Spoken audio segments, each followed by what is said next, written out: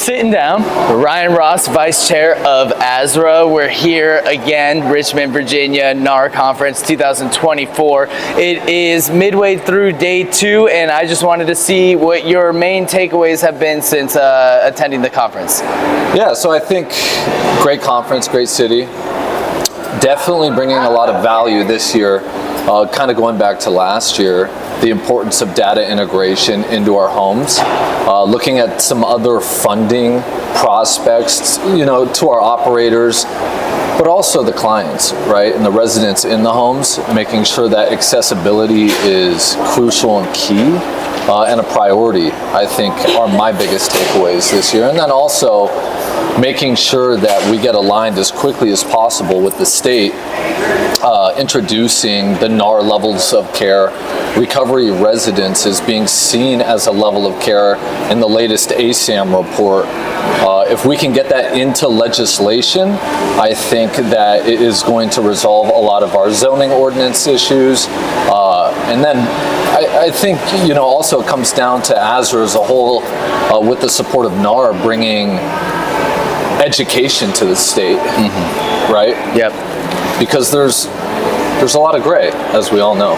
A lot of gray area. There's a lot of stuff that we're trying to either repair or introduce into how we're doing things in Arizona to try to get more on the same level as some other operators across the country.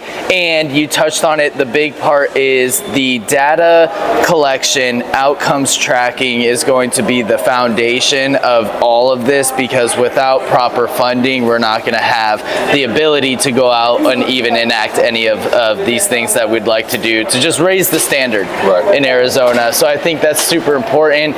We already sat down with Clay, who's our software provider for outcomes tracking, and we have some other things that we're going to look to integrate in order to get some more data.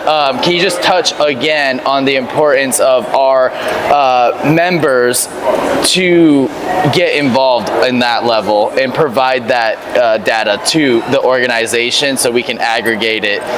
Yeah, well, what's the old saying? What you're not tracking, you can't improve, right? And I think the first thing that comes to my mind is, how do we get the buy-in from the majority of our operators to introduce the systems? Sobriety Hub, RECCAP is going to be another one, which I know some of our operators are using, so that we can aggregate all the data, right, and see where we need to improve. But also, again, like going back to the funding sources, maybe at a local level we can receive some funding and some grants, but when you talk about state funding and federal funding, they're going to need to see the data. And the funds are out there and they are available to us as long as we're in a position to properly articulate exactly what we do and prove the outcomes of that. We're able to move forward. And for our members, right, a lot of time people ask, well, what is AzRHA doing for me? Yeah. Why should I be a part of AzRHA instead of just going straight to the state and getting licensed through the state? Can you touch on some of the key points of why it is valuable to an operator to be part of the organization and what that roadmap looks like for this next year? Yeah, I think, going into next legislative session, we're going to be very aggressive in drafting a bill to make sure that DHS and AzRHA is aligned, as well as the local municipalities. But also, I think the biggest value proposition to AzRHA, and something that we even need to improve on, is the education that we're bringing to our operators. It's been something that we've been lacking on in the past, but that's going to be a priority for me and Wade moving forward, so we can raise the standard. Right. And that's what it comes down to. And raising the standard also comes with implementing new things to the inspection checklist and overall quality experience for residents. And I think a big part of it too is just transparency from the board down as far as those changes in the inspection process and criteria in order to receive a certification, which I think, over this next year we can implement more workshops, more support for new operators, and just more transparency across the board with some of those changes that we're making to the inspection process. Yeah, totally. And I think the big thing for me is, how do we, with funding comes easier accessibility, right? And that's something that I've heard time and time again the past 2 days. We know that a lot of individuals coming out of treatment they don't have the resources a lot of the time to enter into, you know, a recovery residence or a sober living home, right? And that's the name of the game. You know, how do we make it accessible and as easy as possible for these individuals to get in here and seek the help in the community they need.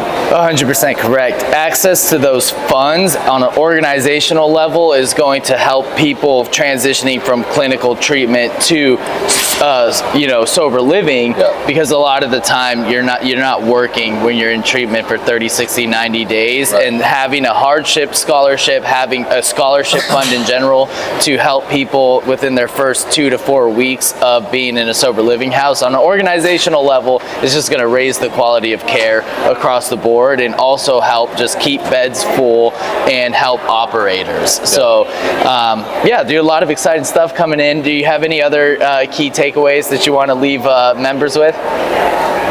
No, I think, again, you know, going back to quality of care, accessibility, and the data, and I can't stress it enough, and I know that it's a lot of work, right? A lot of our operators, you know, maybe it doesn't interest them to implement a lot of these systems, but I think if we can get them to see the value proposition long term, we might not see it tomorrow, we may not see it in 6 months, but it's almost like we're redesigning recovery for a new generation, right?